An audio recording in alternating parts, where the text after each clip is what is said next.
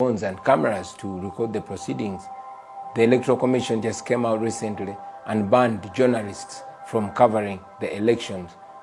This comes at the backdrop of deporting very many international journalists that had come to cover the election. It comes at the backdrop of the European Union being unable to come and watch this election. However, we know that we are 45 million Ugandans, and we ensured that we call upon people to register massively. We have 18 million voters. When all these people come out and vote, we are sure they will be able to assert their voices, and that will change our country forever. We are going to get our freedom, or we shall die trying to get our freedom. Good enough, we are non-violent, and we are living in a generation where the world is watching. Our biggest weapon is the camera, exposing all the atrocities that are being committed against the people of Uganda.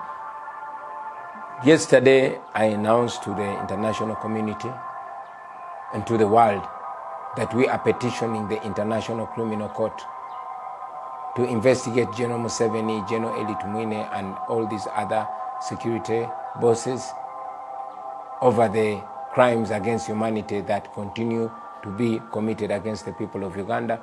We know that all these efforts will bear fruit one day. I live every day as if it's the last day.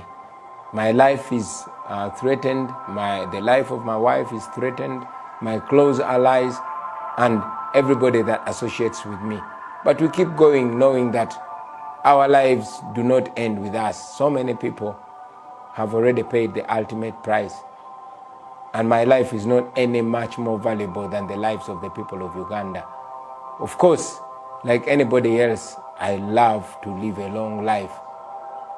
But there comes a time when life is only life when it's lived freely.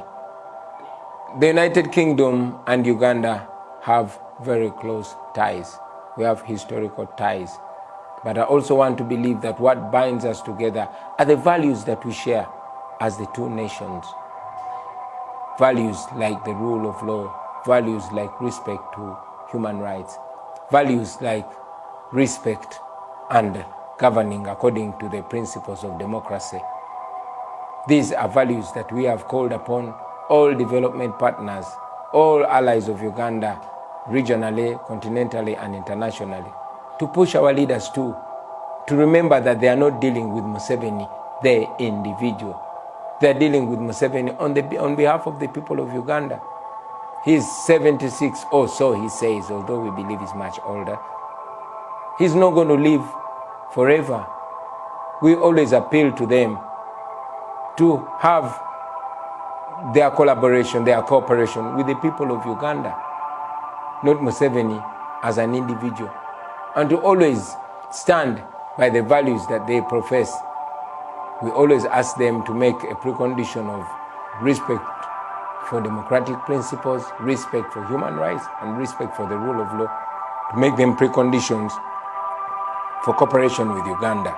What we want to achieve from the International Criminal Court, first and foremost, is to send a message to General Museveni that he is not above the law, that in the year 2021, nobody can commit crimes against humanity and get away with it.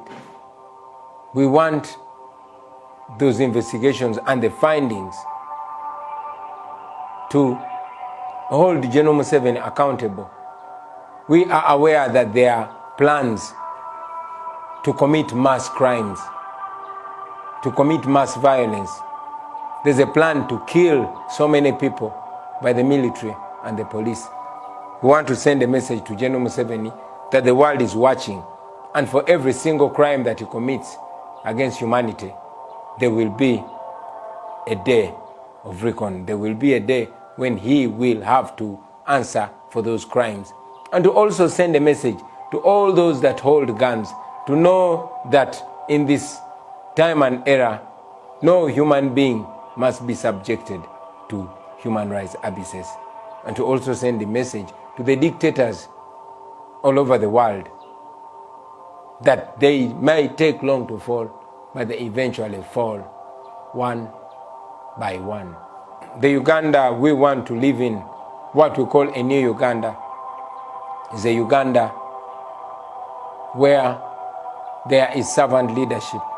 There's a Uganda where the government is a people-centered government, a Uganda where everybody is equal before and under the law, in a Uganda where the law protects us the same and punishes us the same, in a Uganda where there's equal opportunity for everybody, equal access to employment, equal access to quality education and quality health care for every Ugandan, regardless of their second name or where they come from or who they know.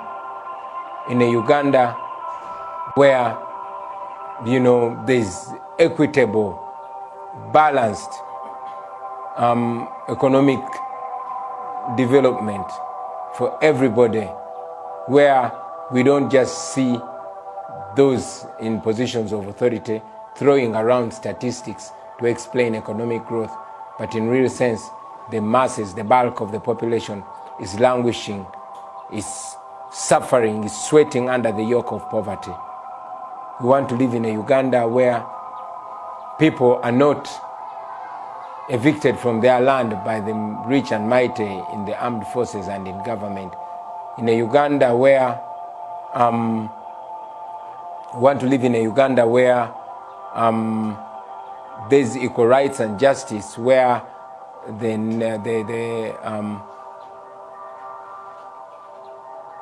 natural resources of the country belong to the citizens, not where you see the president saying it's my oil, where the president is having a brother that has taken over all the gold in Mubende, in a Uganda where the president gives the gold and the natural resources and the minerals of a certain region to the wife as a birthday gift. We want to live in a Uganda where the natural resources of the country benefit the citizens. In a Uganda where we are no longer a laughingstock among nations, a Uganda that has healthy relations